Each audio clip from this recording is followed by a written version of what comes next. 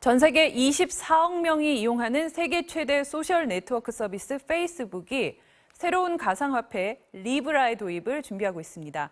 기존의 가상화폐들과 달리 안전성을 보강하고 실제 결제 수단으로서의 기능도 높일 계획이어서 현재 금융 시스템의 중대한 도전으로 받아들여지고 있는데요. 마약과 무기 등의 불법 거래나 또 탈세 및 자금 세탁 등 범죄와 테러에 악용될 우려까지 제기되면서 미국 의회가 강력하게 반대하고 나섰습니다. 화요일의 오아시스, 오늘은 신기주 경제문화 전문기자와 함께 리브라에 대해 자세히 알아보겠습니다. 어서 오세요. 네, 안녕하세요. 자, 이 페이스북의 가상화폐 리브라 지난달에 발표를 했는데 큰 주목을 받으면서 지금 미국 상하원에서 잇따라 청문회도 열리고 있어요. 이게 기존의 가상화폐들하고 어떤 점이 다르길래 이렇게 주목을 끌고 있나요? 그러게요. 사실 비트코인이라고 하면 많이 아실 겁니다. 네. 2009년도에 비트코인이 등장했는데요. 많은 시청자분들이 가상화폐하고 비트코인이 같은 것이다 생각하실 수 있는데 비트코인은 가상화폐의 한 종류고요. 네. 가상화폐는 한 3,000개 이상의 종류가 있지요. 네. 리브라도 그 중에 하나인데요. 비트코인과 가장 큰 차이점은 비트코인의 경우에는 담보가 없어요. 그러니까 이제 비트코인을 사도 이 가치를 담보할 만한 증거물이 없기 때문에 그래서 변동성이 크고 투기성이 강하다고 해서 이 각국 정부가 견제하고 규제하게 되는 거죠. 네. 마땅한 일이고요. 그래서 이제 비트코인은 가상화폐라기보단 가상징표가 아니냐 뭐 이런 얘기까지 나옵니다. 어떠한 것도 보증해주지 못하니까요. 네. 리브라는 다른 거죠. 리브라는 이른바 스테이블 코인이라고 하는데 네. 보증할 수 있는 담보물이 있습니다. 그러니까 이제 담보가 있기 때문에 가치가 늘 안정적이고요. 네. 그래서 어쨌든 화폐로서의 역할을 할 수 있다고 판단되는 부분이 있고요. 이걸 이제 리저브가 있다고 하는 것인데 이런 식의 리저브가 있는 통화가 등장하게 된 건 처음은 아닙니다만 그런데 이렇게까지 강력한 화폐가 등장한 건 처음인 거죠. 네. 그러니까 2019년 6월 18일에 리브라가 공식 출시된다고 했을 때도 가장 주목받았던 부분이 바로 담보가 있는 스테이블 코인, 그러니까 리저브가 있는 화폐란 것이고 이 정도쯤 되면 국가가 발행하는 형태의 법정 화폐만큼이나 강력한 것이 아니냐인데 한 가지 우스갯소리는 달러가 아시다시피 이제는 담보 리저브가 없지요. 달러가 처음에는 금에 네, 맞습니다. 기반해가지고 금태환을 생겨났던 했었습니다만. 화폐인데 네. 지금은 아닌데 이제 리브라 같은 경우는 그럼 어디에서 그 리저브를 두고 있는 건가요? 네, 보통 이제 그 각국의 안전자산, 이른바 예금이나 또는 채권들에 연동을 해서 리브라의 가치를 유지하겠다는 것이고요. 이게 네. 실질적으로 가능해 보이기 때문에 리브라가 혹시나 달러나 또는 심지어 각국의 중앙은행이 만들어내는 화폐를 대체하는 것이 아니겠느냐라는 우려가 있어서 지금 말씀하신 것처럼 각국, 특히 미국의 상하원 청문회에서 달러 패권을 위협하는 게 아니냐라는 우려를 얘기하면서 강력한 형태의 규제책을 내놔야 한다라는 얘기까지 나오게 된 거죠. 네. 그리고 또 이 비트코인과 같은 기존의 가상화폐들은 뭐 가치가 어느 정도 등락을 하면서도 이게 실제로 결제 수단으로 사용되지는 않는다. 그래서 네. 이게 뭐 화폐라고 할 수 있냐 이런 논란이 있었던 건데 이 리브라의 경우는 실제 결제 수단으로 활용될 그 가능성도 상당히 높다라는 거죠. 그러게요. 일단 페이스북이 중심에 있다는 것도 사실 상징적이고요. 그래서 네. 이른바 페이스북 코인이라고 불리기도 합니다. 그리고 페이스북과 함께 이른바 리브라 컨소시엄이라고 하는 이 협력 업체에 모여 있는 회사들의 이름들이요. 면면이 대단한데요. 일단 이베이, 리프트, 우버, 스포티파이, 또 마스터카드, 페이팔, 비자, 보다폰까지 말하자면 통신부터 이베이 같은 유통부터 네. 또 사실 결제 수단까지 있는 카드 회사까지 모두 모조리 27개 업계가 참여하고 있어서 네네. 사실 리브라를 활용하면 작은 국가 단위 버금갈 정도의 경제 생활을 할 수 있어 보입니다.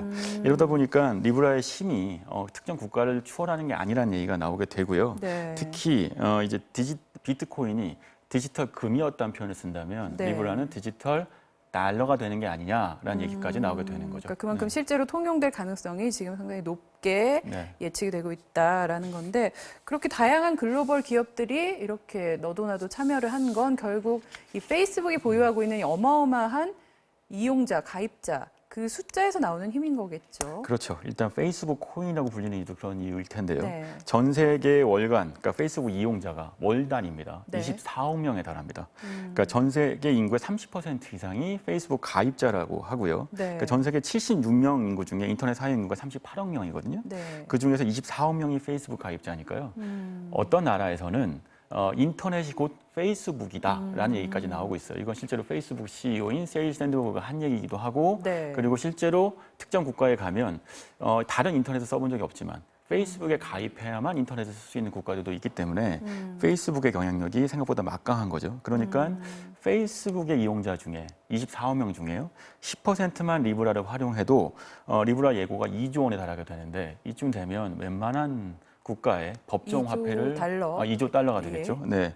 그러면 그 법정 화폐 수준을 위협할 수 있게 되겠죠. 또 이 네. 페이스북이 뭐 다양한 또 소셜 네트워크 그 서비스들을 많이 인수해서 네. 또 가지고 있지 않습니까? 네, 왓츠앱 또는 인스타그램 이 모든 것들이 사실 브랜드만 다르지 사실 페이스북의 회사이기 때문에 네. 이 이용자들이 리브라를 활용할 경우 거대한 경제 공동체가 만들어질 수 있어서 이게 상호에 어떤 영향을 미칠지 촉각이 곤두서 있는 상황인 거죠. 이쯤 되면 이 페이스북이 소셜 미디어를 넘어서 이제 금융시장 진출을 뭐 노리고 있다 이렇게 보여지는데 이렇게 금융 가상화폐 쪽으로 유독 눈을 돌린 어떤 이유가 있을까요? 네, 그 가상화폐가 만들어지면요, 제일 먼저 만들어져야 하는 게 백서입니다.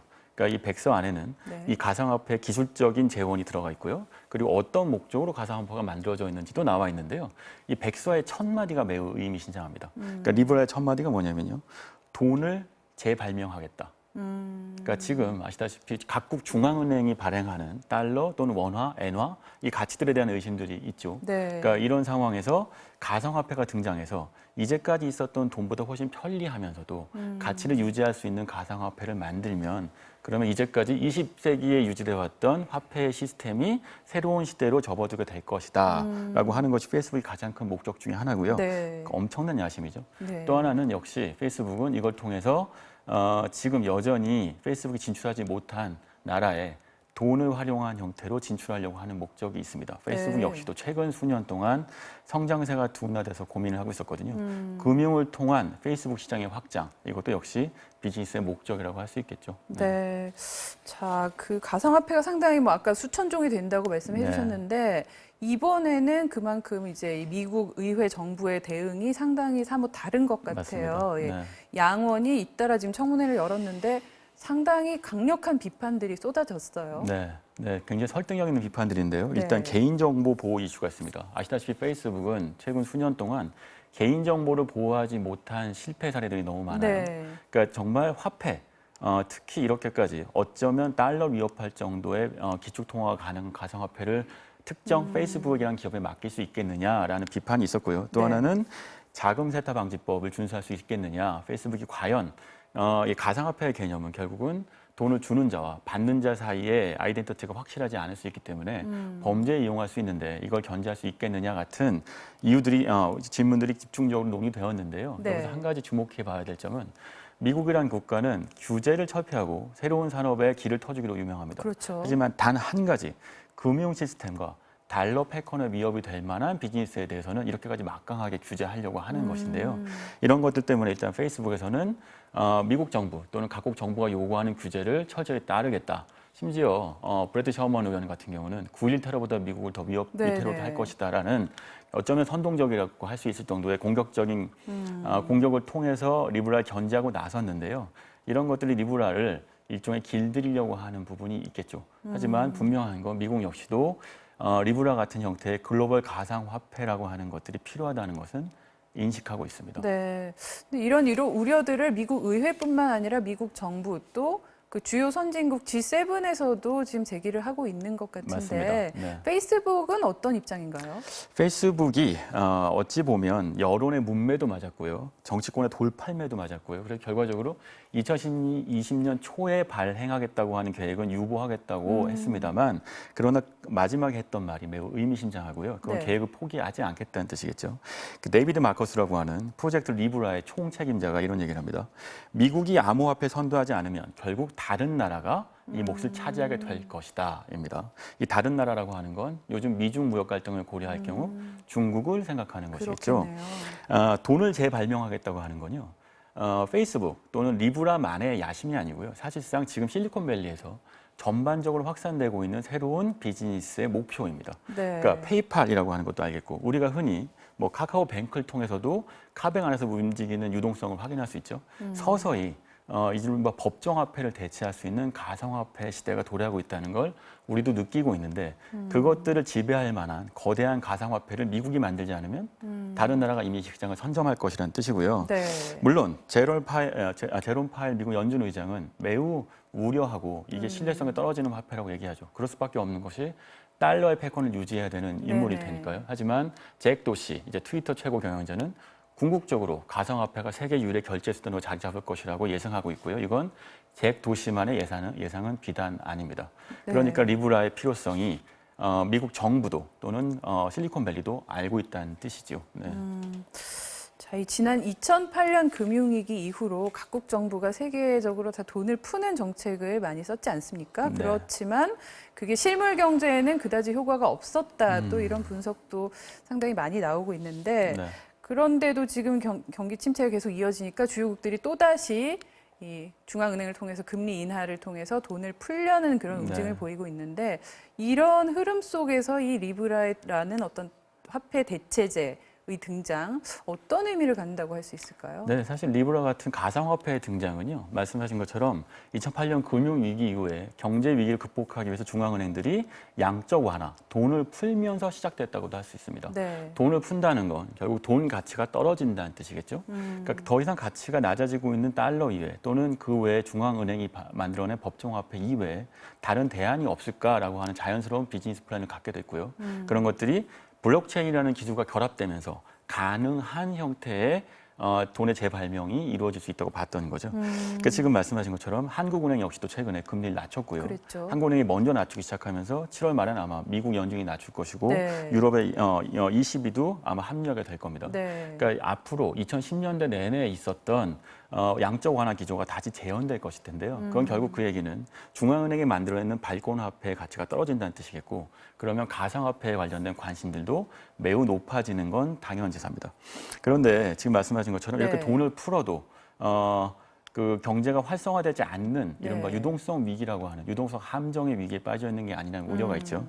이게 레리 서머스의 경고라고 하는 것인데 아무리 돈을 풀어도 실질적으로 그 소비를 자극하는 건 일시적일 수밖에 없을 것이고 그게 장기적으로 중앙은행들이 고통을 겪게 되는 이유일 것이다라는 예견을 했고요. 이 요즘 최근 다시 주목받고 있는데요. 이 순간에 리브라가 등장해서 이런 식의 논쟁을 벌인다는 것은 결국 중앙은행이라고 하는 중앙의 발권력보다 블록체인 특유의 변방과 연결을 통한 화폐의 가능성이 더 높아지는 것이 아니냐. 개인 간의 자유로운 어떤 그런 맞습니다. 거래와 네. 소통이죠. 맞습니다. 네. 자, 그래서 이 페이스북 측이 또 리브라 도입의 이유로 가장 내세우는 게 바로 이 금융 소외계층을 위한 금융 서비스인데요. 네. 전 세계 이주 노동자들이 그 매년 국제 송금 수수료로만 250억 달러, 즉 한 30조 원 정도를 이 지불을 하고 있다는 거예요. 이런 비용들 대폭 낮출 수 있지 않냐 이런 걸 지금 내세우고 있어요. 네, 사실 리브라가 활성화되면요. 한국에서 뉴욕이나 시드니에 있는 부동산을 환전 수수료도 낮고 사실 없겠죠. 네네. 거래할 수 있게 됩니다. 말하자면 국제 간 이제 금융 송금 시스템이 굉장히 혁신이 되는 그렇죠. 것인데요. 그건 사실 역설적으로 얘기하면 기존의 금융 시스템이 받고 있었던 이익을 받지 못하게 되는 거죠. 지금 네. 말씀하신 것처럼 큰 돈을 받고 있었으니까요. 하지만 이게 필요한 사람들이 분명히 존재합니다. 전 세계 3분의 1 정도, 17억 명 정도가 금융 서비스에서 소외받고 있다는 게 페이스북의 추산이고요. 이 시장을 먼저 선점할 경우에, 특히 인터넷과 같이 보급할 경우엔 거대한 형태의 경제 공동체가 만들어질 수 있다는 것인데요. 한 가지 꼭 말씀드리고 싶은 건 네. 페이스북은 창업 이후에도 항상 이런 식으로 선점과 독점을 통해서 성장했던 기업입니다. 그러니까 시장이 없던 곳에 먼저 들어가서 시장을 차지해 왔기 때문에 이제는 시장이 포화 상태에 이르니까 제3세계까지 눈을 돌리게 되는 거겠고요. 네. 이 과정에서 힘이 세지 않는 군소한 법정화폐는 상당한 위기에 처하게 될 가능성이 높죠. 그러니까 자국 국민들이 자국 중앙은행이 발행하는 법정화폐보다 네. 리브라 더 신뢰가 될 수 있으니까요. 그게 더 뭐 사용하기 편하다든지. 맞습니다. 네. 왜냐하면 이 돈을 갖고 있으면 미국이나 또는 유럽의 자산을 구매할 수 있게 되니까 자국 화폐보다 훨씬 강력하게 되는 거죠.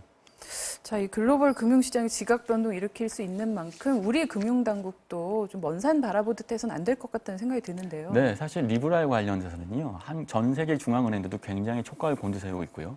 한은 역시도 중요한 보고서를 만들었고, 보고서에서 제가 읽어본 결과 그 리브라의 본질을 정확하게 꿰뚫고 있고요. 이게 그 글로벌 파급도 명확하게 이해하고 있습니다. 지금 요즘 그 BIS 국제결제자본은행에서 이런 얘기를 하는데요. 그 중앙은행부터가 디지털 가상화폐를 발행해야 되는 것은 아니겠느냐라는 제안을 합니다. 무슨 얘기냐면 중앙이 발행하는 형태의 법정화폐의 경쟁력이 약화되고 있을 때 오히려 역발상을 해서 블록체인 기반의 가상화폐 시장을 먼저 선점해야만 중앙은행의 영향력을 유지할 수 있다는 얘기고요. 네. 이건 한은도 파악하고 있는 부분이라고 파악됩니다. 네, 여러모로 참 시사점이 많은 주제였던 것 같습니다. 자, 신기주 경제문화 전문 기자와는 여기서 인사드리겠습니다.